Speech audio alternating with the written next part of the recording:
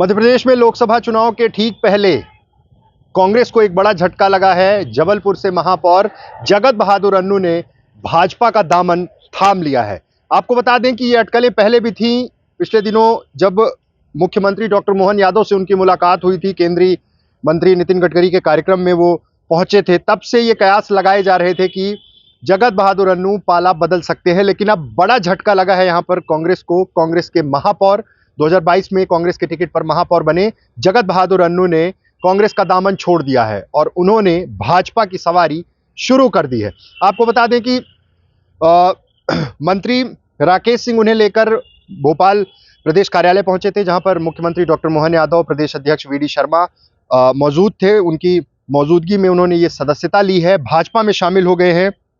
जबलपुर अंचल में कांग्रेस का परफॉर्मेंस बेहद खराब रहा, जबकि 2018 के चुनाव में 4 सीटें विधानसभा में कांग्रेस को मिली थी, 4 सीटों पर भाजपा का कब्जा था। लेकिन इस बार 8 विधानसभा सीटें कुल हैं जबलपुर में और वहां पर सिर्फ 1 सीट पर कांग्रेस को जीत मिली है।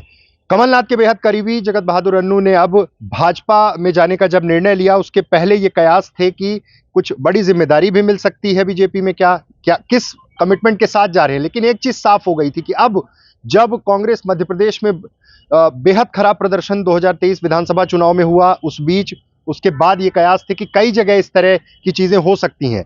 16 नगर निगम है मध्य प्रदेश में, जिसमें 9 पर बीजेपी का कब्जा था, 2 अब और बढ़ गई हैं, यानी 11 नगर निगम क्षेत्र में भाजपा अब हो गई है। 11 नगर निगम क्षेत्र में अब बीजेपी का कब्जा है। इसके पहले कटनी में निर्दलीय जो महापौर बनी थी वो शामिल हुई थी भाजपा में। उसके बाद अब जगत बहादुर अन्नू, एक बड़ा नाम, और जिस तरह से पहले उनके विधानसभा चुनाव लड़ने की भी चर्चाएं थी और उनके लिए जो कैंपेनिंग थी नगर निगम चुनाव के समय, महापौर का जब चुनाव हुआ था तब कमलनाथ ने, तरुण भनोत ने बहुत मेहनत की थी।